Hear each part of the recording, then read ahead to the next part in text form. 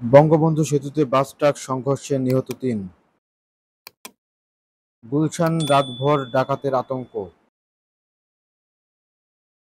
যৌথ বাহিনীর অভিযানে ছদ্মবেশে লুটপাট।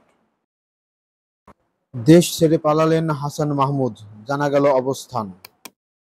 অবশেষে গ্রেপ্তার পোস্টদাতা। জামালপুর শেরপুর ব্রিজে জামালপুর অংশে টোল বক্সে ডাকাতি, ঘুষ নিয়ে দিদারের বদলি, বেনজিরের ফোনালাপ ফাঁস। ইউপি চেয়ারম্যানের বাড়িতে অভিযান, হতভম্ব ডিবি পুলিশ। ভারতে অনুপ্রবেশের অভিযোগে ৮ বাংলাদেশি গ্রেপ্তার। চাকরিতে বয়সসীমা ৩৫ করার দাবিতে শাহবাগে সমাবেশ। দিল্লির মাজারে শামীম ওসমান, অস্থিরতা কাটিয়ে খুলল সব পোশাক কারখানা। উন্মুক্ত থাকবে গণভবন।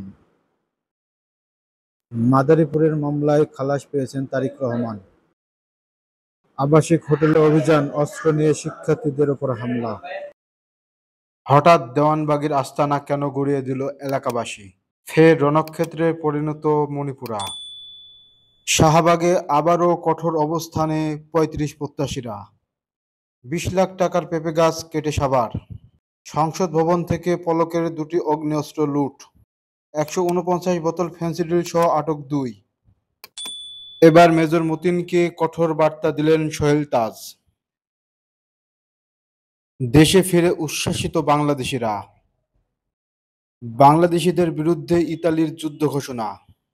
৩ দিনে ৫৩ অস্ত্র উদ্ধার। হঠাৎ ঢাকায় কোকোর স্ত্রী।